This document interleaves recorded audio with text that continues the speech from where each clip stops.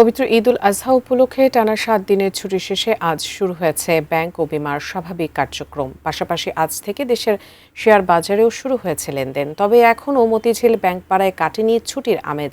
মাহাদি সেকেন্দারের report. রাজধানীর Motijheel bank পাড়া ঈদের ছুটি শেষ হলেও নেই ব্যস্ততা। টানা ৭ দিনের ছুটি শেষে প্রথম কর্মদিবসে বিভিন্ন ব্যাংক ও বিমার কর্মকর্তা কর্মচারীরা যথারীতি ব্যস্ত ছিলেন ঈদের শুভেচ্ছা বিনিময়ে।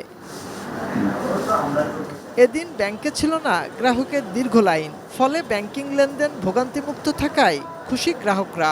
খুব ভালো লাগছে, কারণ আমার একটা সমস্যা ছিল, সেই সমস্যা উনি সমাধান করে আমার টাকা দিয়ে দিয়েছে। আজকে নিরিবিলি আর কি, কোনো সমস্যা নেই। আমি আমার নিয়ম অনুযায়ী সুন্দরভাবে টাকাটা জমা দিতে পারছি আর কি। ভিতরে বাইরে চকোলেটে ডুবিয়ে কোরমা চকোলেট জাদু মাখা স্বাদ।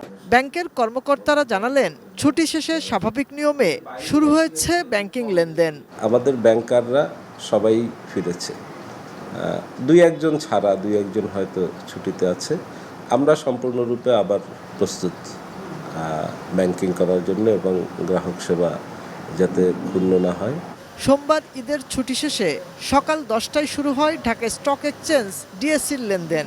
শুরুতে সূচকের ঊর্ধ্বমুখী থাকায় খুশি বিনিয়োগকারীরা। ঈদের পরে আজকে যেহেতু প্রথম বাজার যে উত্থানের দিকে আছে, আমি আশা করি যে বাজার ভালোর দিকে যাবে। ধারাবাহিকতা দেখছি না, ওই বললাম প্রথম দিকে আইসা সূচক প্রতিদিনই সবুজ দেখায়, লাস্টের দিকে আর মাইনাস হয়ে যাচ্ছে, দীর্ঘদিন যাবত এরকম হচ্ছে।